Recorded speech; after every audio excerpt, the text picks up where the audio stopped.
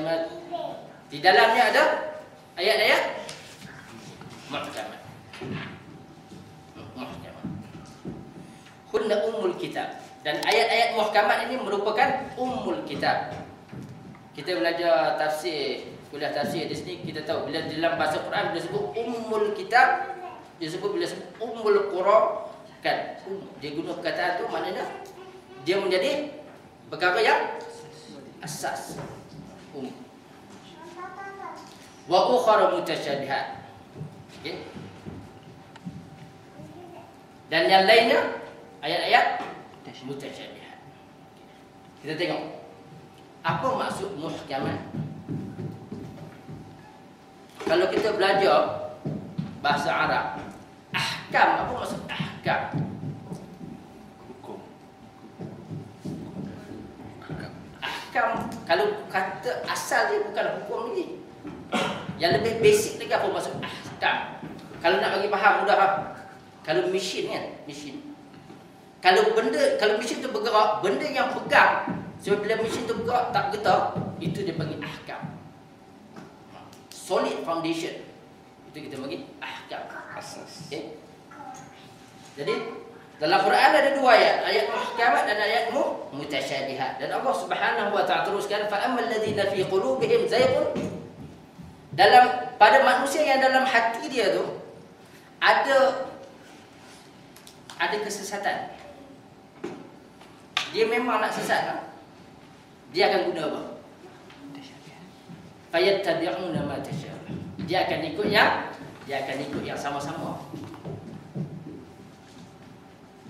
Dia akan ikut yang sama-sama. Min hubtira al-fitnah. Untuk apa? Dia cari apa? Untuk dia buat fitnah. Wa ibtigha' ta'wil. Dan juga untuk dia takwil.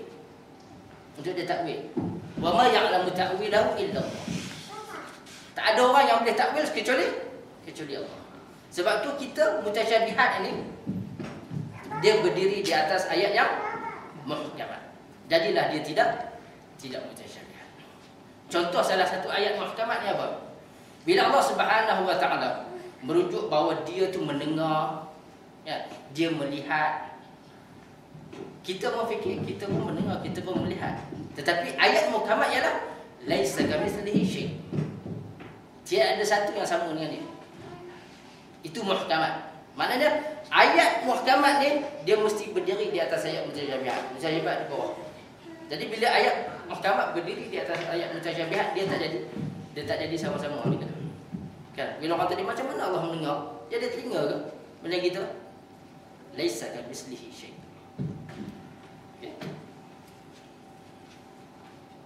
Jadi itu salah satu asas di dalam Al-Quran. Di dalam hadis juga, saya sebut sebab ada 2-3 orang yang mungkin baru. Kita selalu sebut di sini, kita bercakap tentang agama pertama Quran dulu. Selepas tu hadis, selepas tu para sahabat, selepas tu para ulama. Ya, selepas tu barulah mungkin kita ada pendapat kita. Okay. Pendapat kita will never be on top. Okay. Selepas itu kita dah belajar banyak berkenaan dengan ilmu hadis, darjat kesahihan hadis. Okay. Penting dalam Islam untuk kita tahu. Yang ketiga, Islam ni jelas. Firman Allah ada dalam Quran. Hadis-hadis Nabi ada di dalam kitab-kitab hadis. Dan dia bukan saja ada dalam kitab-kitab hadis, dia juga dikategorikan. Yang mana yang sahih, yang mana yang hasan, yang mana yang dhaif, yang mana yang maudhu'. Jelas. Okey. Dan kitab-kitab kalangan ulama juga dalam Islam banyak. Dan pendapat para ulama ini macam kita sebut minggu lepas, ada yang rajih, ada yang tidak. Ada yang kuat, ada yang tidak. Ya. Jadi dalam Islam clear distinction. Mana firman Allah, mana hadis Nabi, mana hadis Nabi yang boleh diterima, mana hadis Nabi yang tak boleh diterima. Kata-kata ulama dia ada dalam kitab yang berbeza dan diperbincangkan, ada pendapat yang kuat, ada pendapat yang lemah. Dalam Islam clear. Okay. Tapi dalam Bible ni tuan-tuan, kalau tuan-tuan baca ayat Allah dalam tu, ayat yang kononnya kata-kata Jesus Christ pun ada dalam tu. Dan juga kata-kata disciples of Jesus Christ pun dalam tu. Kata-kata orang yang tak pernah jumpa Jesus Christ, Saint Paul pun ada dalam tu. Itu Bible. Tak sama macam kita. Kita clear distinction. Tuan-tuan baca, tuan-tuan akan tengok. Ni kalau tuan-tuan baca Bible, saya akan bagi beberapa contoh. Tuan-tuan akan tengok. Ini seolah-olah bunyi macam Allah bercakap. Ini seolah-olah bunyi macam a prophet. Ini seolah-olah bunyi macam pihak ketiga. All jumbled up in one book. Tapi Islam tadi clear distinction. Tak ada masalah kita. Okay. Dan bahasa asal Injil, Bible ni apa maksud? Apa maksud Bible? Buku ya. Bibliografi. Bible ni sebenarnya dalam bahasa Latin maksud dia library. Sebab itu apa? Dia punya hakikatnya memang begitu, collection of writings. Itu maksud Bible di dalam bahasa Latin.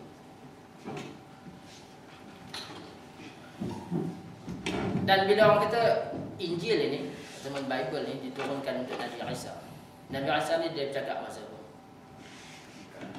Dia orang apa? Ibrani. Dia orang? Ibrani. Dia orang Yahudi, kan? Dia bercakap bahasa Hebrew, Aramaic, kan? Ataupun Ibrani. Kita belajar itu kuliah Wahyu pertama. Waraqah bin Naufal, dia boleh bercakap bahasa apa? Ibrani, kan? Itu bahasa asal kita ni. Tapi sekarang ni Bible dia ada dalam bahasa asal dia. Tak ada dah. Paling dekat dia ada dalam bahasa Bahasa Arab.